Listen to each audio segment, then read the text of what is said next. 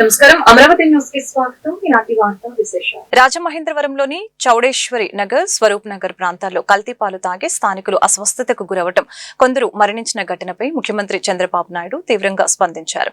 ప్రస్తుతం బాధితులకు అందుతున్న వైద్య సేవలను సమీక్షించిన ముఖ్యమంత్రి వారికి మెరుగైన చికిత్స అందించాలని ఆదేశించారు. పరిస్థితిని పర్యవేక్షించేందుకు ఫుడ్ సేఫ్టీ, వైద్య ఆరోగ్య శాఖ ఉన్నతాధికారులు తక్షణమే రాజమహేంద్రవరం వెళ్లాలని ఆయన ఆదేశించారు. రాజమహేంద్రవరంలోని చౌడేశ్వరి నగర్, స్వరూప్ నగర్ ప్రాంతాల్లో కల్తీ పాలు తాగి స్థానికులు అస్వస్థతకు గురవటం, కొందరు మరణించిన ఘటనపై ముఖ్యమంత్రి చంద్రబాబు నాయుడు విచారణ వ్యక్తం చేశారు. రాజమహేంద్రవరం పరిసరాల్లో విక్రయదారులు సుమారు 106 ఇళ్లకు పాలు పంపిణీ చేశారని, ఇప్పటికే 75 మంది నుంచి శాంపిల్స్ సేకరించామని అధికారులు సీఎంకు వివరించారు. ప్రస్తుతం బాధితులకు అందుతున్న వైద్య సేవలను సమీక్షించిన ముఖ్యమంత్రి వారికి మెరుగైన చికిత్స అందించాలని ఆదేశించారు. క్షేత్రస్థాయిలో వైద్య శిబిరాలు, ర్యాపిడ్ టెస్ట్, మెడికల్ క్యాంపులు ఏర్పాటు చేసినట్లు అధికారులు వెల్లడించగా, పాల నమూనాలను సేకరించి పరీక్షల నిమిత్తం ల్యాబ్ కు పంపినట్లు తెలిపారు. ఈ పరీక్షల ఫలితాలు రాగానే బాధ్యులైన విక్రయదారులపై కఠిన చర్యలు తీసుకోవాలని సీఎం స్పష్టం చేశారు. అలాగే పరిస్థితిని పర్యవేక్షించేందుకు ఫుడ్ సేఫ్టీ, వైద్య ఆరోగ్య శాఖ ఉన్నతాధికారులు తక్షణమే రాజమహేంద్రవరం వెళ్లాలని ఆయన ఆదేశించారు. బాధాకరమైన, దురదృష్టకరమైన సంఘటన. దీన్ని ఎవరైతే ఇప్పటికే మీరు చూసే ఈ సంఘటన కూడా ఇప్పుడే మినిస్టర్ గారు ఎక్స్ప్లెయిన్ చేశారు. కిమ్స్ ఆసుపత్రి సమాచారం ప్రకారం వాంతులు, కడుపు నొప్పి, మూత్రం నిలిచిపోవడం, డయాలసిస్ సమస్యతో పేషెంట్లు వచ్చారు. వీళ్ళందరూ కూడా లాలాచెరువు ప్రాంతంలోని చౌడేశ్వర్ నగర్, స్వరూప్ నగర్కి చెందినవారు. క్లినికల్ పరీక్షల్లో రక్తంలో యూరియా మరియు సీరం కెరియాటిన్ స్థాయిలు పెరిగినట్లు గమనించారు. ఇమ్మీడియట్గా ఆ నమూనాలని తీసుకుని ఎక్కడి నుంచి వస్తుంది, సోర్స్ ఏంటి, అన్ని విధాలు కూడా ఎంక్వైరీ చేస్తున్నారు. ఇది ఒకసారి చూస్తే దిశ కోరుకొండ మండలం, నర్సాపురం గ్రామం, వరలక్ష్మి మిల్క్ డైరీ ఒక 106 మందికి మిల్క్ సరఫరా చేయడం, ఆ మిల్క్ని, ఆ డైరీ నుంచి వచ్చే మిల్క్ దీనికి కారణమని ప్రాథమికంగా నిర్ధారించారు. దీనివల్ల దేశ ఇప్పటికే 4 చనిపోయారు, 8 మంది హాస్పిటల్లో ఉన్నారు, ఇంకా 2 వెంటిలేటర్ పైన ఉన్నారు. ఇవన్నీ కూడా ఎప్పటికప్పుడు మానిటర్ చేస్తూ, వీళ్ళు కూడా చనిపోయిన వాళ్ళని చూస్తే 3 అయితే 70 years అబవ్ ఉన్నారు. కృష్ణవేణి 74, రాధాకృష్ణమూర్తి 76, శేషగిరిరావు 72, రమణి మాత్రం 58, 2 మహిళలు 2 పురుషులు ఉన్నారు. అయితే దిశ ఇవన్నీ చూసిన తర్వాత మొత్తం నమూనాలను కూడా తీసుకొని డిఫరెంట్ ల్యాబ్స్కి టెస్టింగ్ పంపించారు. ఎవరైతే దీనికి ప్రధాన కారణమైనటువంటి వ్యక్తి పోలీస్ డిపార్ట్మెంట్ కస్టడీలో కూడా తీసుకున్నారు. ఇన్వెస్టిగేషన్ ముమ్మరంగా జరుగుతూ ఉంది. ఈ నమూనాలు కూడా state food laboratory Hyderabad, state food laboratory Visakhapatnam, Vimta labs హైదరాబాద్కి నమూనాలు పంపించారు. కేసు కూడా ఎవరైతే మృతురాలు తాడు కృష్ణవేణి కుమార్ తిరుమలలో కొలువు తీరిన దేవదేవుడికి జరిగిన మహాపచారం అసెంబ్లీ వేదికగా బయటపెడతామని ఆంధ్రప్రదేశ్ ఐటీ విద్యాశాఖల మంత్రి నారా లోకేష్ వెల్లడించారు. శ్రీవారి లడ్డు కల్తీకి సంబంధించిన వాస్తవాలన్నీ మంగళవారం అసెంబ్లీలో పెడతామని తెలిపారు. సభకు రావడం సభ్యులుగా వారి బాధ్యత అంటూ వైసీపీ ఎమ్మెల్యేలకు ఆయన సూచించారు. అసెంబ్లీకి రమ్మని ఎవరు బొట్టు పెట్టి పిలువరంటూ ఈ సందర్భంగా వారికి చురుకులంటించారు. సోమవారం 8వ రోజు అసెంబ్లీ బడ్జెట్ సమావేశాలు ప్రారంభమయ్యాయి. ఈ సందర్భంగా అసెంబ్లీ లాబీలో నిర్వహించిన ఇష్టాగోష్ఠిలో మంత్రి లోకేష్ మాట్లాడారు. అసెంబ్లీకి రమ్మని ఎవరు బొట్టు పెట్టి పిలువరంటూ ఈ సందర్భంగా వారికి చురుకలంటించారు. దేవుణ్ణి సైతం వైసీపీ రోడ్డు మీదకు తీసుకుని రావడం బాధాకరమని తెలిపారు. జగన్ ప్రభుత్వ హయాంలో తిరుమల శ్రీవారి లడ్డు తయారీలో కల్తీని వినియోగించినట్లు ఆరోపణలు వెల్లువెత్తాయి. అయితే ఈ వ్యవహారంలో తమ తప్పేమీ లేదంటూ వైసీపీ నేతలు వ్యాఖ్యలు చేస్తున్నారు. అంతేకాకుండా కూటమి ప్రభుత్వం తమపై అసత్య ప్రచారం చేస్తున్నంటూ వైసీపీ నేతలు తీవ్రంగా స్పందిస్తున్నారు. అలాంటి వేళ అసెంబ్లీ లాబీలో మీడియా ప్రతినిధులు అడిగిన ప్రశ్నలకు లోకేష్ తనదైన శైలిలో సమాధానం ఇచ్చారు. రాష్ట్రంలో సామాజిక మాధ్యమాల ద్వారా జరుగుతున్న తప్పుడు ప్రచారాలు, విద్వేషపూరిత మరియు అసభ్యకర పోస్టుల కట్టడికి ప్రభుత్వం కఠిన చర్యలు తీసుకుంటుందని హోంమంత్రి అనిత అసెంబ్లీలో స్పష్టం చేశారు. పాఠశాల విద్యార్థులు సోషల్ మీడియా వినియోగించుకోకుండా నిరోధించేలాగా చట్టం తెచ్చే ఆలోచన కూడా ప్రభుత్వం పరిశీలనలో ఉందని ఆమె వెల్లడించారు. రాష్ట్రంలో సామాజిక మాధ్యమాల ద్వారా జరుగుతున్న తప్పుడు ప్రచారాలు, విద్వేషపూరిత మరియు అసభ్యకర పోస్టుల కట్టడికి ప్రభుత్వం కఠిన చర్యలు తీసుకుంటుందని హోంమంత్రి అనిత తెలియజేశారు. ఇప్పటివరకు సోషల్ మీడియా పోస్టులకు సంబంధించి రాష్ట్ర వ్యాప్తంగా 1384 కేసులు నమోదు చేశామని, సుమారు 1000 మందిని అరెస్టు చేసి కోర్టులో ప్రవేశపెట్టినట్లు మంత్రి తెలిపారు. పాఠశాల విద్యార్థులు సోషల్ మీడియా వినియోగించకుండా నిరోధించేలాగా చట్టం తెచ్చే ఆలోచన కూడా ప్రభుత్వం పరిశీలిస్తుందని తెలిపారు. ఫిర్యాదుల పరిష్కారం కోసం సోషల్ మీడియా సంస్థల ప్రతినిధుల్ని ఆహ్వానించామని, అధికారులతో చర్చించి విద్వేషపూరిత పోస్టులు నియంత్రణకు పటిష్టమైన చర్యలు తీసుకుంటామని హోంమంత్రి వివరించారు. అంటే చిన్నపిల్లల పెద్దవాళ్ళ అన్నది కూడా సంబంధం లేదు, ఆడమగ సంబంధం లేదు. వాళ్ళకి నోటికి వచ్చినట్టు వార్తలు ఇష్టానుసారంగా సోషల్ మీడియాలో రాయటం, అదేవిధంగా వ్యక్తిత్వ హననం చేయటం, అసత్య ప్రచారం చేయటం, అదేవిధంగా క్యారెక్టర్ అసోసియేషన్ చేయటం, ఇవన్నీ కూడా చాలా ఎక్కువగా జరుగుతున్న నేపథ్యంలో దీని తాలూకా అంటే ఇంపార్టెన్స్ని బేస్ చేసుకుని గౌరవ ముఖ్యమంత్రి గారు కూడా దీని మీద ప్రత్యేకంగా ఒక చట్టాన్ని తీసుకురావాలనే ఉద్దేశంతోనే ఒక జీవోఎంను కూడా ఏర్పాటు చేయడం జరిగింది అధ్యక్ష. సుమారుగా 6 మంత్రులున్న ఒక జీవోఎం కూడా దీని మీద చాలా ఎక్కువగా దీని మీద మీటింగ్స్ కూడా కండక్ట్ చేయడం జరిగింది 2 సార్లు.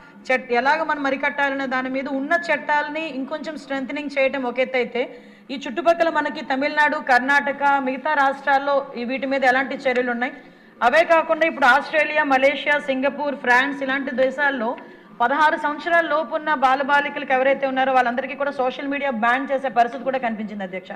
అక్కడ వాళ్ళు ఎలా చేశారో అదే సిస్టమ్ని కనుక మనం ఇక్కడ చేయగలిగితే మనం ఎంతవరకు చేయగలం, మన లా అంతవరకు మనకి సమర్థిస్తారు. రాష్ట్ర వ్యాప్తంగా ఇంటర్మీడియట్ పరీక్షలు ప్రారంభమయ్యాయి. నిమిషం ఆలస్యమైన అనుమతించబోమని ఇంటర్ బోర్డు ముందుగానే స్పష్టం చేయడంతో విద్యార్థులు గంట ముందే పరీక్ష కేంద్రాలకు చేరుకున్నారు. ఎలాంటి అవాంఛనీయ ఘటనలు జరగకుండా ప్రతి పరీక్ష కేంద్రం వద్ద సీసీ కెమెరాలతో నిఘా ఏర్పాటు చేయడంతో పాటు అధికారులు 144 సెక్షన్ అమలు చేశారు. ఎలాంటి అవాంఛనీయ ఘటనలు జరగకుండా ప్రతి పరీక్ష కేంద్రం వద్ద సీసీ కెమెరాలతో నిఘా ఏర్పాటు చేయడంతో పాటు అధికారులు 144 సెక్షన్ అమలు చేస్తున్నారు. ఈ ఏడాది ఇంటర్ మొదటి సంవత్సరం పరీక్షలకు 5,31,275 మంది మంగళవారం నుంచి ప్రారంభమయ్యే రెండో సంవత్సరం పరీక్షలకు 5,26,264 మంది దరఖాస్తు చేసుకున్నారు. మొత్తంగా 10,57,899 మంది విద్యార్థుల కోసం రాష్ట్ర వ్యాప్తంగా 1,537 పరీక్షా కేంద్రాలను ప్రభుత్వం ఏర్పాటు చేసింది.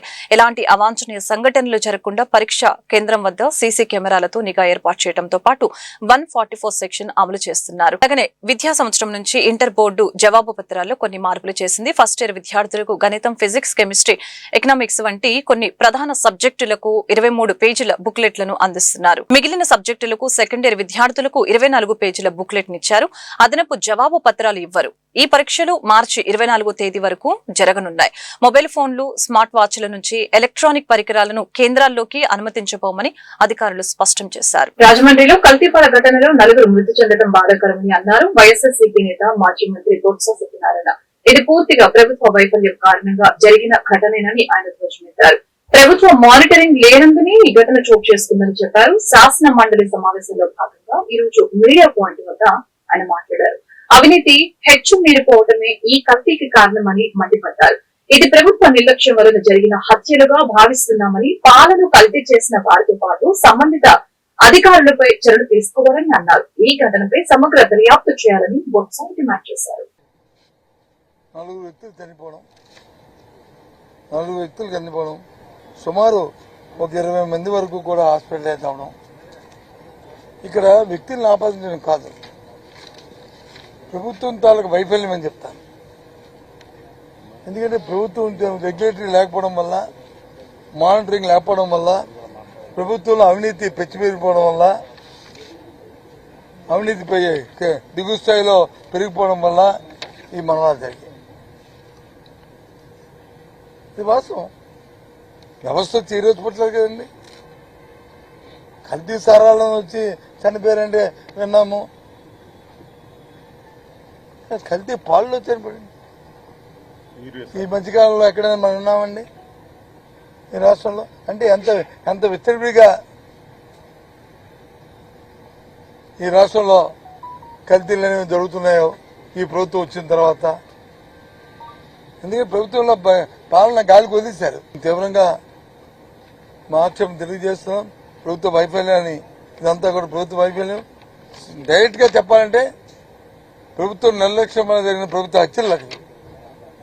అధికారులు వచ్చి నిలబడడం వల్ల వాళ్ళ మీద చర్యలు తీసుకోవడం కాదు, దీనికి సంబంధిత అధికారులు ఎవరు ఉన్నారో అందరి మీద కలిపి ఈ కల్తీ చేసిన వాళ్ళతో పాటు వాళ్ళ మీద కూడా చర్యలు తీసుకోవాలి. ఈ ప్రొసీజర్ ఎక్కడైనా జరిగాయని చెప్పండి.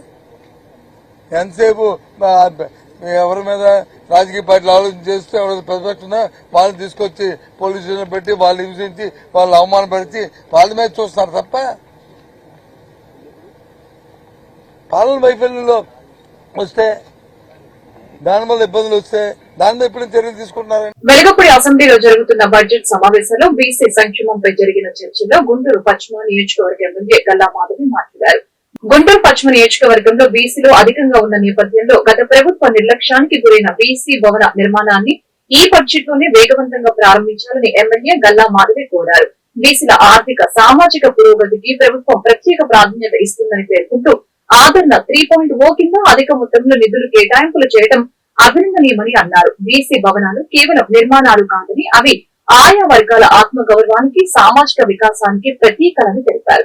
రాష్ట్ర స్థాయిలోనే కాకుండా దేశవ్యాప్తంగా జాతీయ బీసీ రక్షణ చట్టం తీసుకురావాలని ఎమ్మెల్యే గల్లా మాధవి డిమాండ్ చేశారు. ఇది బీసీల ఆత్మగౌరవ పత్రంగా చెప్పవచ్చు అధ్యక్ష.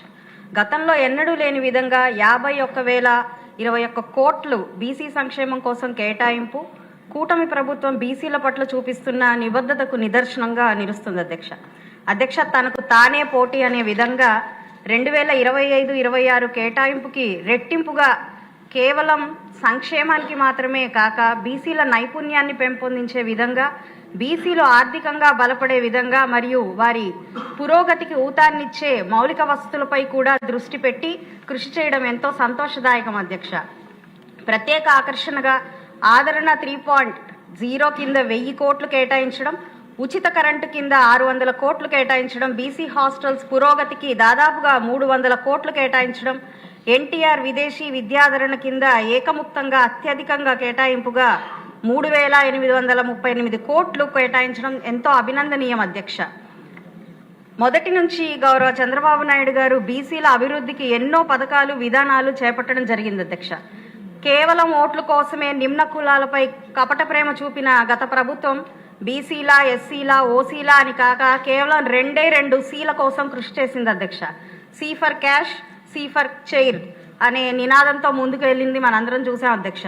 వైసీపీ ప్రభుత్వ నిర్లక్ష్యానికి, అబద్ధపు ప్రమాణాలకు గురైన వాటిలో బీసీ భవనాలు ముఖ్యంగా నిలుస్తున్నాయి అధ్యక్ష. బీసీ భవనాలు కేవలం భవనాలు మాత్రమే కాదు, అవి ఆయా కులాల ఆత్మగౌరవానికి మరియు సామాజిక వికాసానికి ప్రతీకలు అధ్యక్ష. మా బీసీలం చారిత్రాత్మకంగా వెనుకబడిన తరగతులం.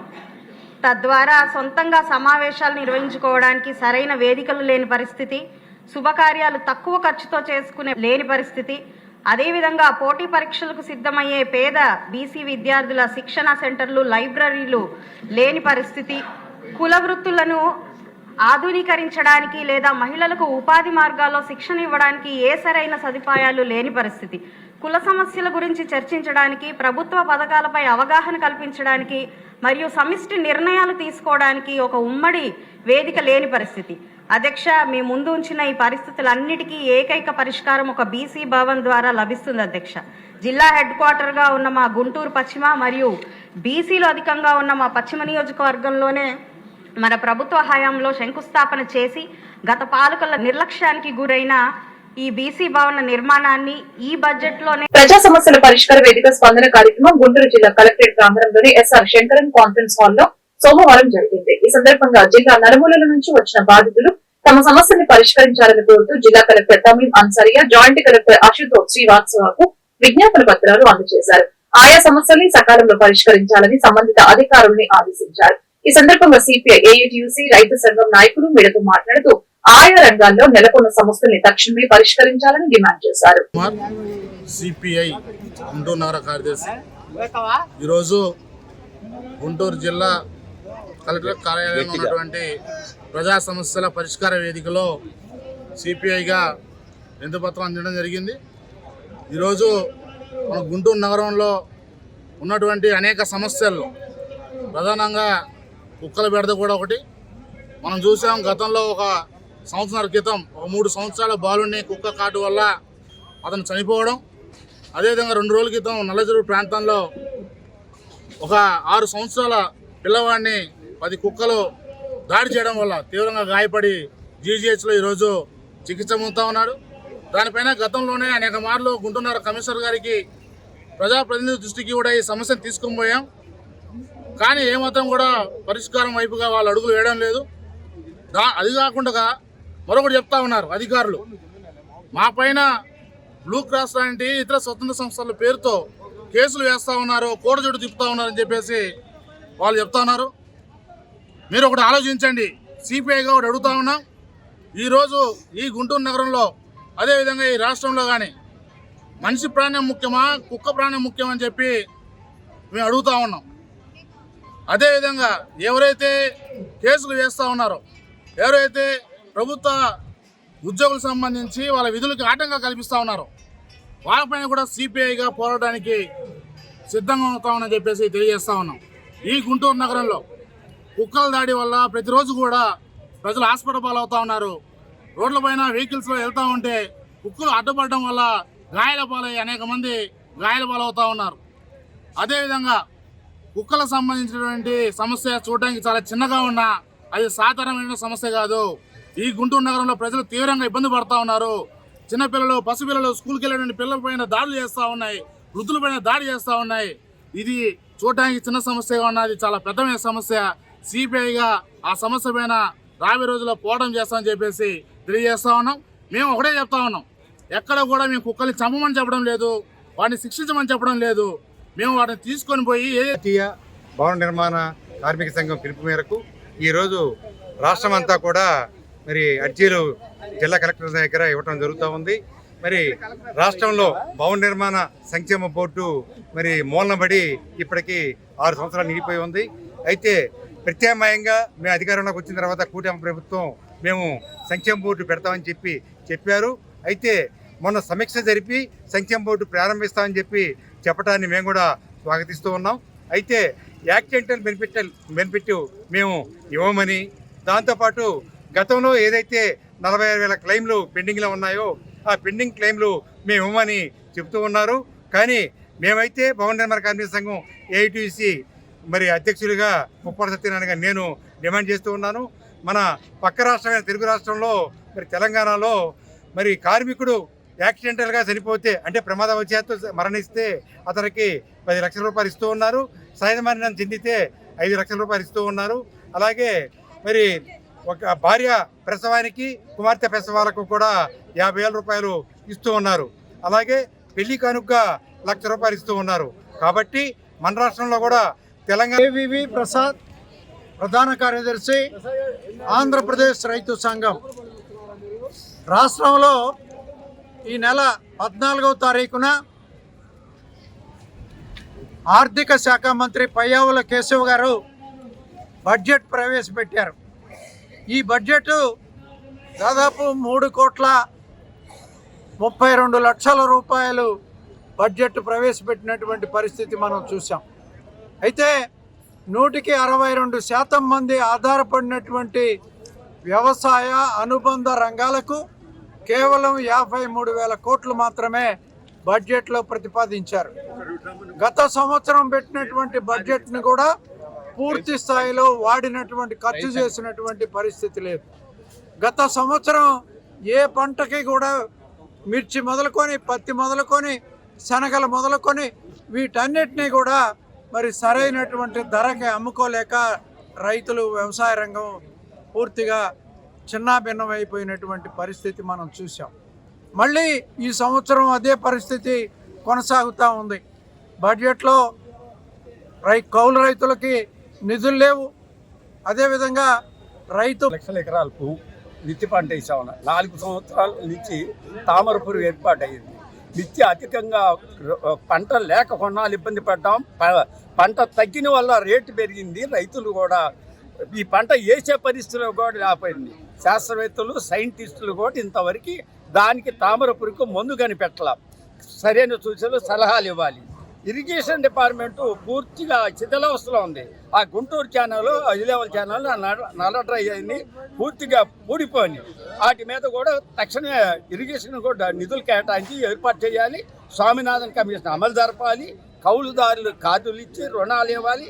క్రాప్ ఇన్సూరెన్స్ క్రాప్ లోన్ ఇచ్చేటప్పుడు ప్రభుత్వమే క్రాప్ ఇన్సూరెన్స్ కూడా బ్యాంకుల్లోనే ఏ పంట వేసేది రైతులు స్వస్థంగా రాచుకుంటున్నారు కాబట్టి ఆ పంటకు ప్రభుత్వమే క్రాప్ ఇన్సూరెన్స్ కూడా బ్యాంకుల్లోనే చేసి రైతాంగాన్ని కాపాడాలి.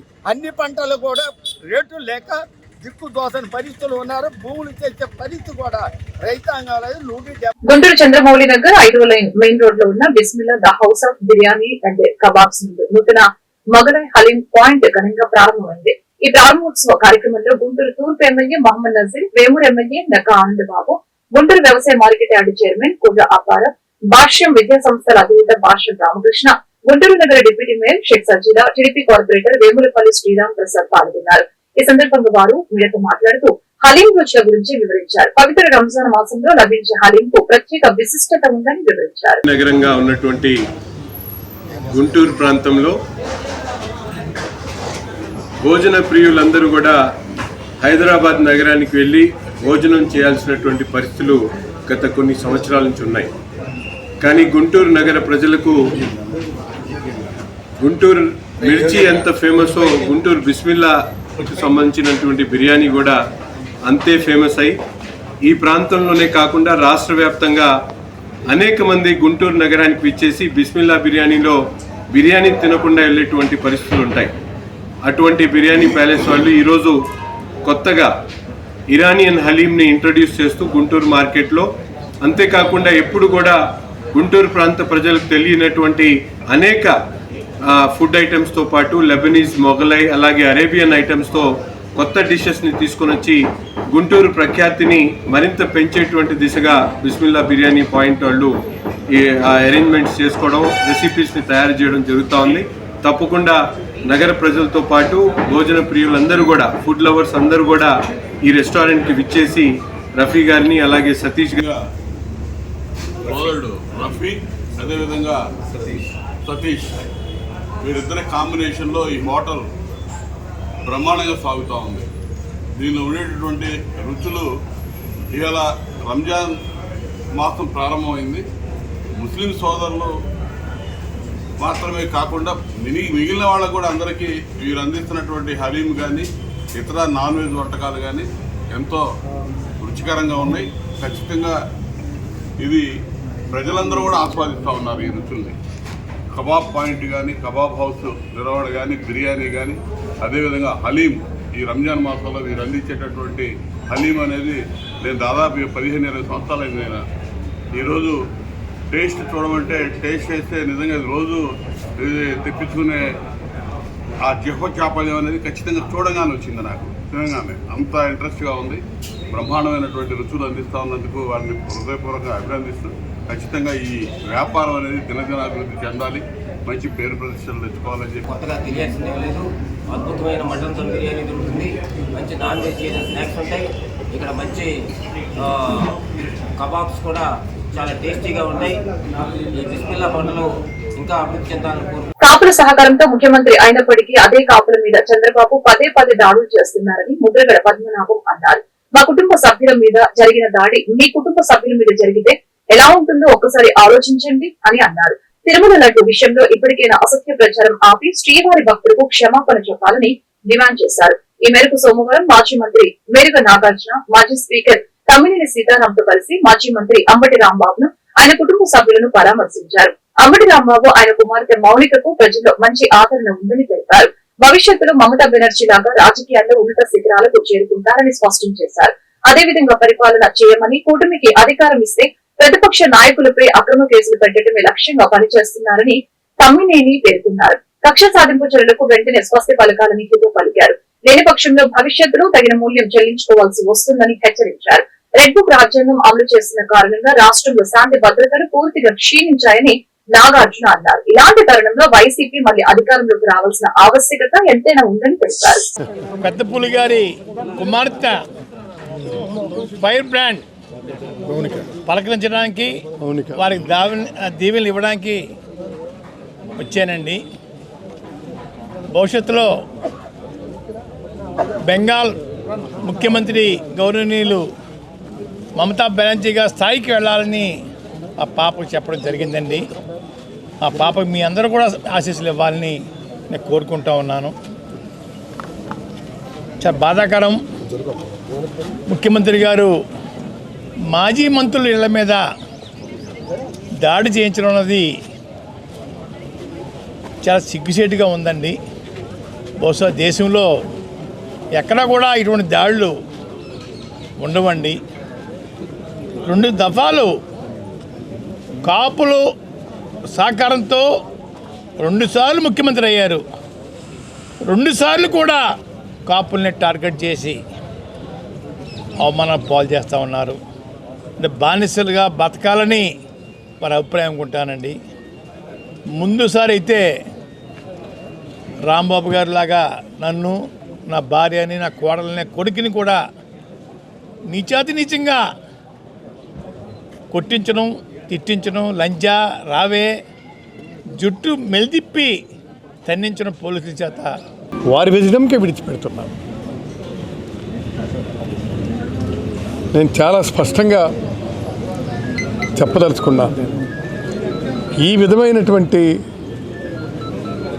అరెస్టులు మీరు ఈ రాష్ట్రంలో చేస్తే భయపడిపోయి ఏదో చేస్తారనుకుంటే అది చాలా పొరపాటు. మీరేం చేశారు? అంబటి రాంబాబుని అరెస్ట్ చేశారు, తర్వాత మన జోగి రమేష్ని అరెస్ట్ చేశారు, తర్వాత మన మిథున్ రెడ్డిని అరెస్ట్ చేశారు, చెవిరెడ్డి భాస్కర్ రెడ్డిని అరెస్ట్ చేశారు.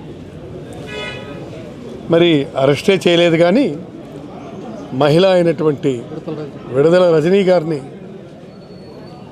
మీరు ఇష్టం వచ్చినట్టుగా పిన్నెల రామకృష్ణారెడ్డి గారిని అరెస్ట్ చేశారు. తర్వాత మన ఎవరిది రమణాయుడిని అరెస్ట్ చేశారు. ఈ విధంగా అరెస్టుల మీద అరెస్టులు చేసుకుంటూ వెళ్తున్నారు. ఈ అరెస్టుల వల్ల ఏంటవుతుంది? బెదిరిపోయి ఏదో చేస్తామనుకుంటున్నారా? కాదు, దీనివల్ల రాటుదేలినితనం వస్తుంది. మీరు ఏది చేస్తారన్నా రేపు ఉదయం రా కమాన్ అంటాం. దీనికి పర్ఫెక్షన్ వచ్చింది, అర్థం కాలేదా? రాష్ట్రంలో ప్రభుత్వం ఇచ్చింది దేనికోసం? మిమ్మల్ని పాలించమని. పాలించమంటే ఏ విధంగా పాలించమని? ఈ విధంగా. ఎంత అన్యాయం అండి ఇది! ఈ విధంగా పాలించమంటే ఎవడైనా పాలిస్తాడు, దానికేముంది? రాంబాబు గారి యొక్క ఇంటిపై దాడి, ఆయన మీద 7 గంటలు శైర్య విహారం చేసి ఆయన అంతం చేయాలనే ఆలోచనతో ప్రభుత్వం చేసినటువంటి కుట్రకి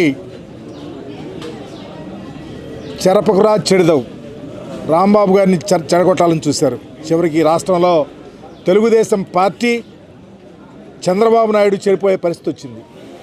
ఎందుకంటే రాంబాబు గారి యొక్క మనస్తత్వం ఈ రాష్ట్ర ప్రజలకు తెలుసు. ఒకరిని బాధ పెట్టాలనో, కుల ప్రస్థానాలు తేవాలనో, కించపరచాలనో మాట్లాడే మనస్తత్వం కాదు. చిన్నప్పటి నుంచి తెలిసినటువంటి వ్యక్తి, సటారికల్గా మాట్లాడే వ్యక్తి. ఆయన మీద దాడి చేస్తూ ఉంటే, ఆయన్ని కొడతాకి సిద్ధపడతా ఉంటే మాట్లాడచ్చు. మాట్లాడి వెంటనే రిపెంట్ అయిన పరిస్థితి మీద మీరు 7 గంటల్లో విన్యాసం చేశారంటే ఈ రాష్ట్ర ప్రజలకు ఏం సమాధానం చెప్తారని కూడా చెప్తా ఉన్నాం. ఈరోజు పరిపాలన మీ రెడ్ బుక్ రాజ్యాంగంతో నడుస్తూ ఉంది.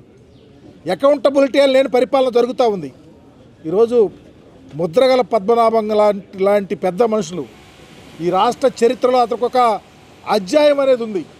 కాపు ఉద్యమానికి ఉవ్వెత్ర తీసుకొచ్చినటువంటి మహానాయకుడు ఆయన మాటలు చెప్తా ఉంటే, భయపెట్టి మీరు రాజకీయాలు చేయాలంటే, లేకపోతే భయపెట్టి ఒక కులాన్ని దగ్గర తీసుకోవాలంటే ఈ రాష్ట్రంలో ప్రజలు కళ్ళు లేని కబోజులు కాదు.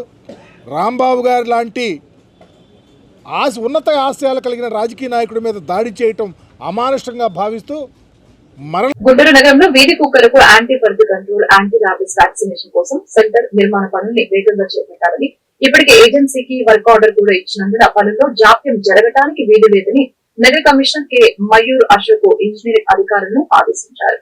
సోమవారం పొన్నూరు రోడ్లో నిర్మాణంలోని ఏబీసీ సెంటర్, సిద్దపల్లి డొంకలోని ఎస్టీపీ సెంటర్లను పట్టణ ప్రణాళిక, ఇంజనీరింగ్, ప్రజారోగ్య అధికారులతో కలిసి కమిషనర్ పరిశీలించారు. ఈ సందర్భంగా కమిషనర్ మాట్లాడుతూ ఏబీసీ సెంటర్ పనుల్ని నిర్దేశిత మార్గదర్శకాల మేరకు వేగంగా చేపట్టాలని, సెంటర్ లో ఏబీసీ అనంతరం ఫీడింగ్ పాయింట్స్, నీరు, వైద్యులు, సిబ్బందికి విశ్రాంతి గదులు వేర్వేరుగా నిర్మాణం చేయాలని అన్నారు. అదేవిధంగా నగరంలో వీధి కుక్కల సమస్యలపై ఫిర్యాదులు అందిన ప్రాంతాలను వెటర్నరీ అసిస్టెంట్ సర్జన్ పరిశీలించాలని ఆదేశించారు. వాటి మేరకు తగిన చర్యలు తీసుకుంటామని ఆదేశించారు. ఈ పర్యటనలో SC Venkateswararao, DCP Suraj Kumar, MHO doctor Lakshminarayana, ఈఈలు సుందర్ రామిరెడ్డి, విష్ణు, విఏఎస్ డాక్టర్ నాగేశ్వరరావు, డిఈఈలు Srinivas, Satish Kumar, SS Ayub Khan, solid waste management specialist Anil Kumar పాల్గొన్నారు.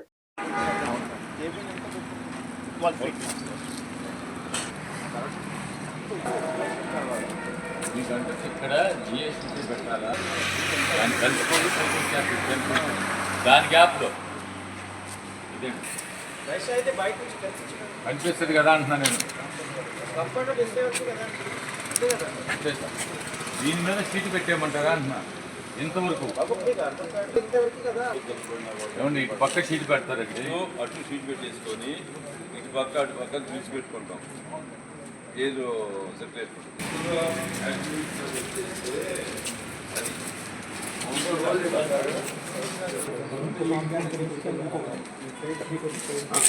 ఈ వార్తలు ఇంతటితో సమాప్తం. మరొక బిడ్డను మళ్ళీ కలుద్దాం. నమస్కారం.